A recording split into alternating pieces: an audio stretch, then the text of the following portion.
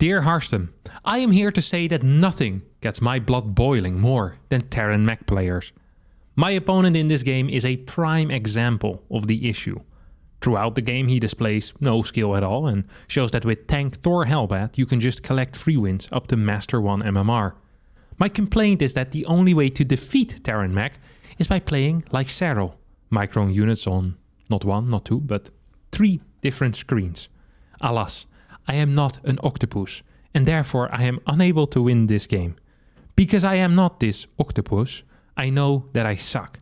However, I think my opponent sucks more, and the only reason he wins is because he plays mech. Name HDAC on the North American server Masters League with 4.3k MMR. And the question here is a little bit more complex than usual. Usually it is, my opponent sucks and I'm great and this is imbalance. But this time it's, yes, I suck, but my opponent sucks more. And the only reason he wins is because he plays mech. So an interesting claim and one we're about to investigate. All right, and there we go on a Dragon Skills Ladder Edition. HGAC in the bottom right here. Our beautiful red Zerg player. In the top left, we have Net Mech. This is this is the brilliance of mech players, isn't it? Just the intelligence here being showcased. I love that he just has mech in his name as well, you know? He's not afraid to admit that he's a mecher, and he's not afraid to give his opponent a little bit of an edge. Because this guy is so darn good. He doesn't need to hide that he's playing mech, okay? If it wasn't in his nickname, he would just say it at the start of the game. Hey, I'm planning on building tanks and Thors this game, and that's going to be about it.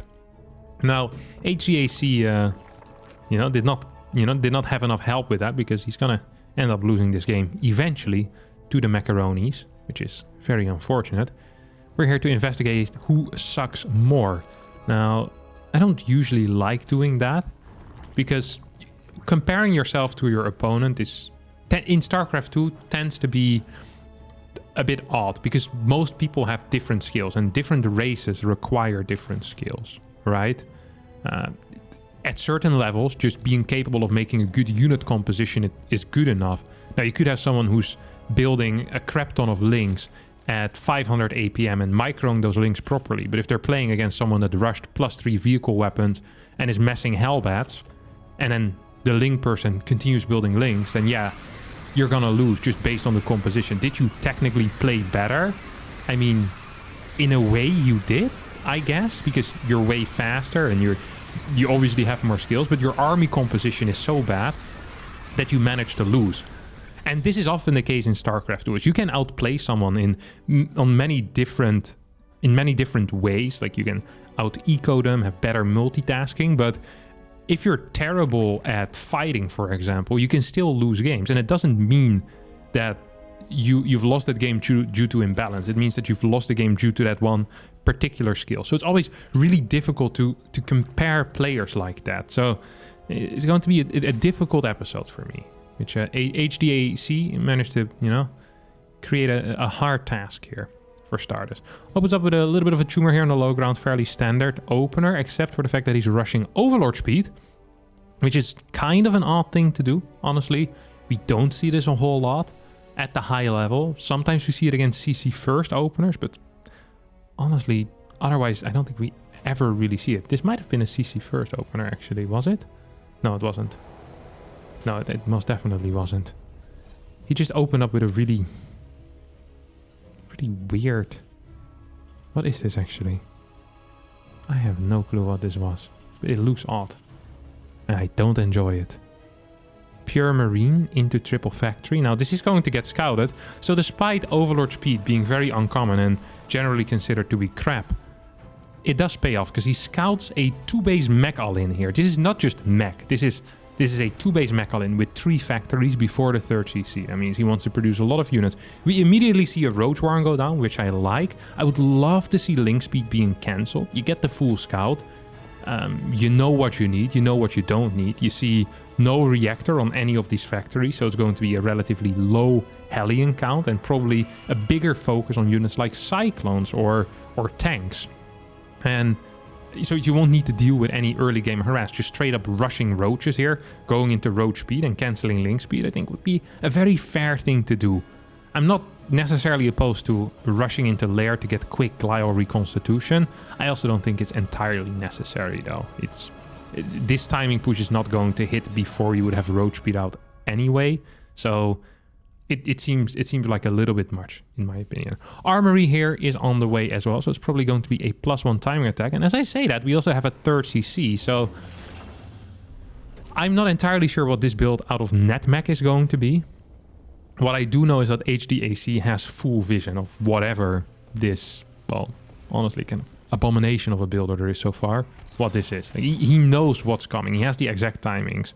I like that a couple of roaches here are being produced, like 3, 4, just to make sure you don't die against any Hellions. And after this, we should straight up see droning all the way up to 66, maybe even 75 with a 4th base. I think 66 for starters would be actually a really reasonable number. Is that we see a Spire. And double Evos. All right.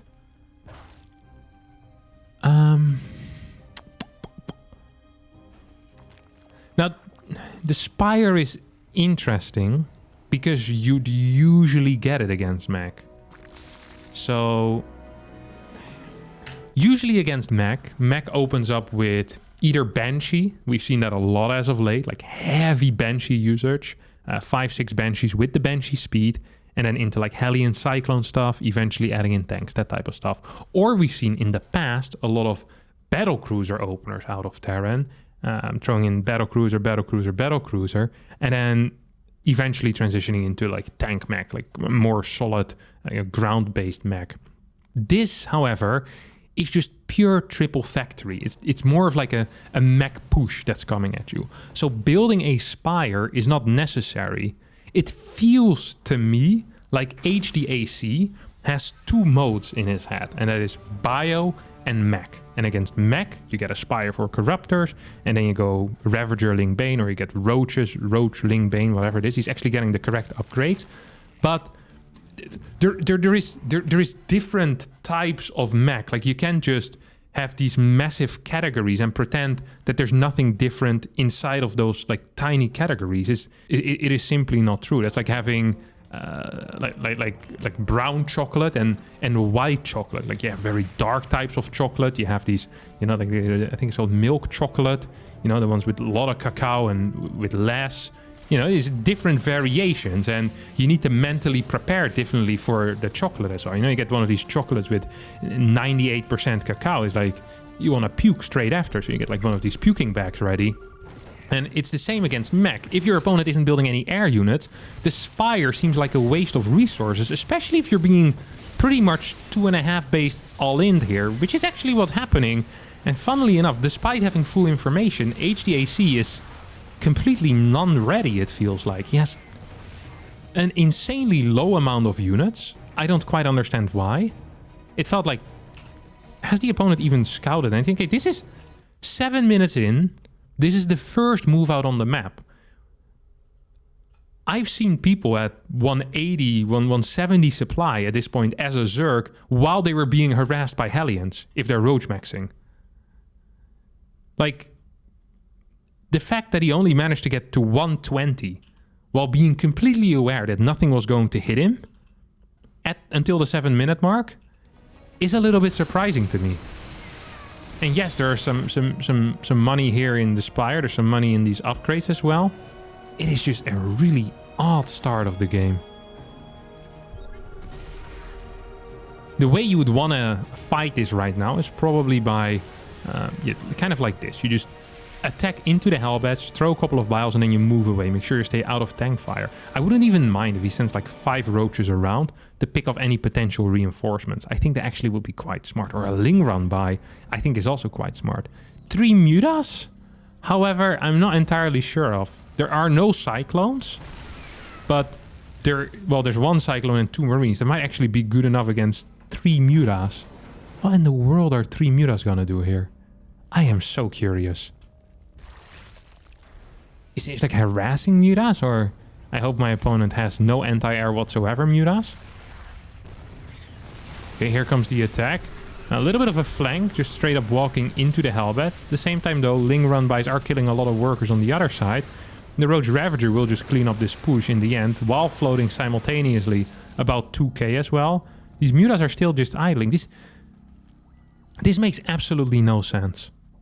Like this he accidentally built a Spire, and I was like, okay, I'll build 3 Mutas. Honestly, Lingbane Muta is a viable-ish composition against Mech, but then you do need to kind of start with that, and you can't go Roach into 3 Muta, then back into Roach, or 4 Muta, excuse me. Turret is out. It's gonna take out 1. No, almost took out a Muta there. This is so weird. This is such an odd way to start as well. It just makes no sense. Like, the Mutas don't achieve anything here. Maybe achieve that your opponent starts building Thors quicker, which I'm not even sure if that's something you want. Roach into Muta while getting melee upgrades and also getting the upgrades for the air. Baneling Nest, Infestation Pit, low drone count still. I'm really not a fan of these Mutas. 800 resources wasted into that. To be fair, I guess it doesn't really matter too much because there's still about, what is it? 2.2k resources in the bank here for HDAC. Has a Ling run-by set up as well. And he killed a lot of workers there initially with that first Ling run-by. 8 workers killed. That's nice if your opponent only has 62. It's pretty low on his own worker count though. It's very late with the Baneling speed as well. It's this Terran Mech player also hasn't quite received the memo yet. 7 factories. 1, 2, 3, 4... Yeah, 7 factories. 6 of which have a tech lab. And my man has created an army consisting of 23 Hellbats, which can be reactored. 1 Cyclone, 4 tanks and a Thor. This is like becoming a professional football player so you can smell grass. It's like, well, if you really want to smell grass, you can literally do anything and just buy a bit of grass, you know? Take it with you everywhere you go. Some pocket grass. Smell it whenever you get lonely or whenever you feel like you need it. It's like you can mix in Hellbats with your bio if you really want to build Hellbats this bad, but this makes very little sense. Here Banelings would be absolutely fabulous, of course, dealing with those bad boys. Instead we see a very high Ravager Roach count, and after spotting the fact that his opponent has infinite Hellbats, rather than adding in links to build Banelings, our friend HDAC creates 11 Roaches and 3 Vipers. I like the Vipers against the large units. I do not like the Roaches. And I also... There's not that many large units. There's not a lot of tanks here. Like, the main issue is obviously the Hellbats. If you deal with the Hellbats, there's like 5 units left over. And you can deal with the Hellbats pretty easily by just morphing in, what, 10, 15, 20 Banelings and going for it.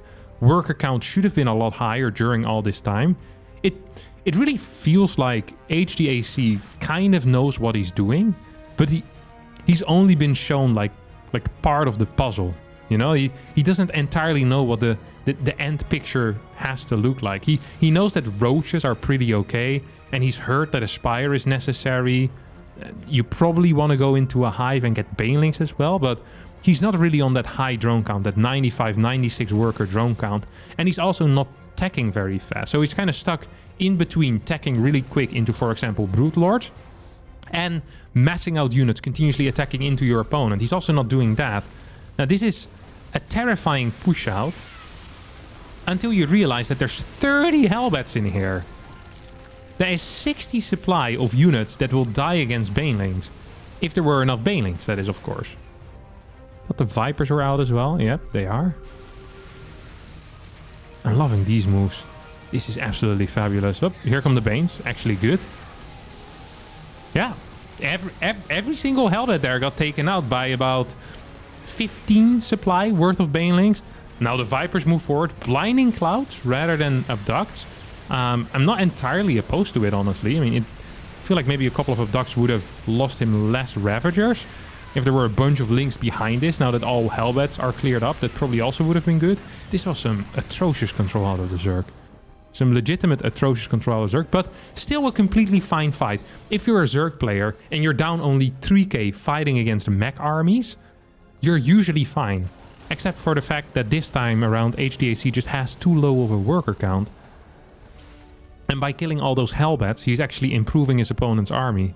I feel like right now NetMech already has more tanks on 130 supply than he had tanks last time when he was completely maxed. It's kind of wild, honestly. I also like the expanding to the side base here. Look at this. That is 1, that is a 2, that's a 3. Just taking every single base on the map because he's seen this, you know, he's heard about it, but he hasn't seen the entire picture. No one's told him that bases don't generate any income without drones. Like, you need to saturate bases as well in order to use it. He's continuously low on gas as well because of his weird fetish to morph every single roach that he's ever had into a Ravager.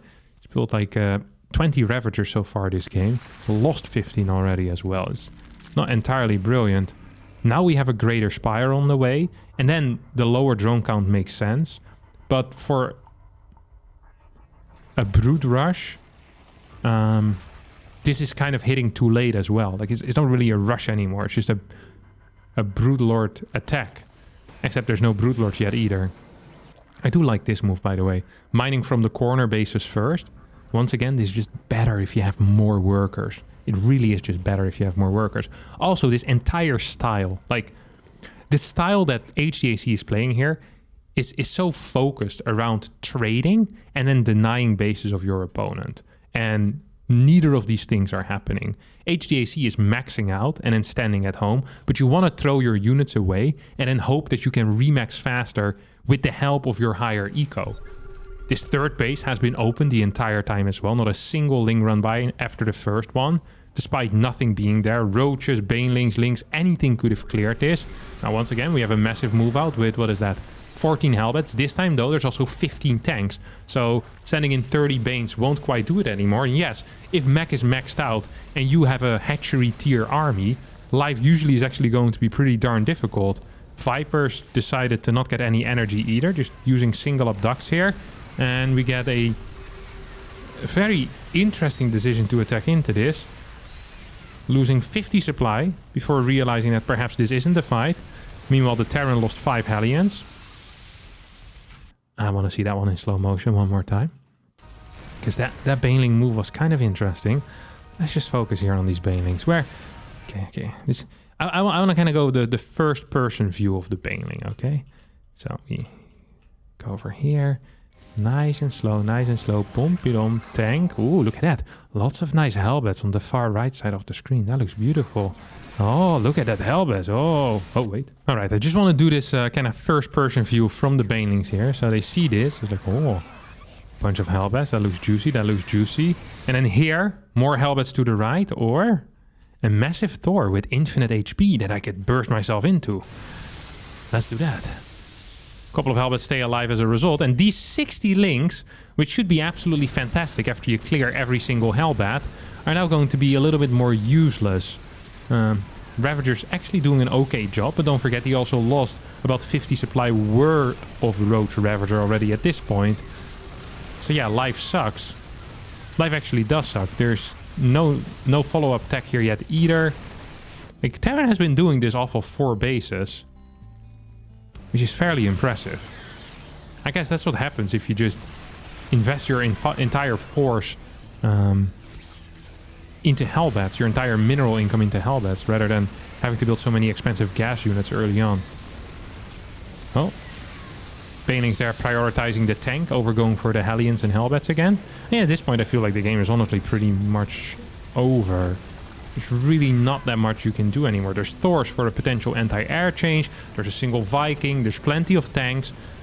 We've seen your fights against a maxed out Terran army. I'm not even sure if this Terran ever fell below 180 supply in the past few minutes.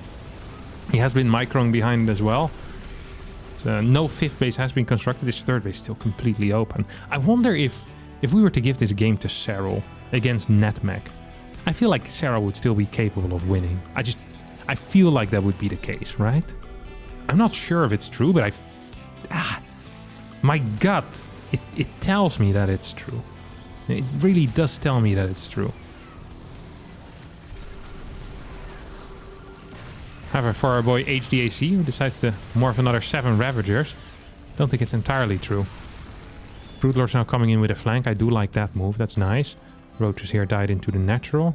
Maybe also some Lings. I can't quite recall. Double Thors are out. Bum-be-dum-be-dum. Just moving over. And you can even just ignore these brutes at this point, can't you? If you're Mech, yeah, you completely can. This is a ridiculous game. So it started with 10k against 13k. After that, Mech lost 5,000 resources. And HDAC lost 18,000. That is about a 1-to-3 ratio. And only a single G. Oh, they don't deserve 2 Gs. Didn't deserve it. Now, let's actually investigate this claim a little bit, okay? Let's think back about this game. And the question is, who was worse? The question isn't, does HDAC suck? Because he already said he sucked. So, congratulations, HDAC. You sucked. You absolutely sucked. Now, who played worse? Mech's build order wasn't a real one. It was honestly pretty darn bad, and it should have dealt absolutely no damage, as HDAC completely scouted it. However, despite scouting absolutely everything in the early game, HDAC still only managed to survive with 62 workers, which is a very low drone count, while also getting a Spire and Muras. A couple of incorrect choices in my mind. To follow it up, Mech went into a massive Hellbat push, which honestly by any stretch of the imagination is terrible, because Baneling should be capable of completely clearing it up. Now, Baneling partially did clean it up. It still felt like HDAC lost a little more than he should have in the end. But at this point, I'm actually kind of feeling okay-ish for HDAC. If he can continue getting trades like this, if he gets 15 more workers, he's going to be just fine. Instead of continuously trading, HDAC sits back, gets no extra workers, then gets A-moved while he's on a hatchery tech army, while his opponent actually added 15 tanks. And in that case, I think you're pretty much supposed to lose. You're fighting with a very low-tech army against a high-tech army, and then it doesn't matter how fast your APM is or how clean your Baneling splits are against the tank shots. You just have the wrong composition at the wrong time, or you're using your composition incorrectly. You should not allow your opponent to get to such a high tank count completely uncontested without ever attacking a completely open third base, or even trying to deal some damage onto the planetary. So even to your question, after already telling you that you sucked, yes, you also sucked more. So you get the double suck stamp. Regular suck, and you suck more. It's the extra one with a golden shiny border. Congratulations, HDAC. You massive sucker. All right, that's actually going to be it for me today. If you did enjoy this episode of Is It IMBA or Do I Suck? Be sure to subscribe to the channel, hit the like button, leave a comment down below, and also please send me replays in the form down below, Google form, and perhaps next week you'll be the one to be judged. Adios.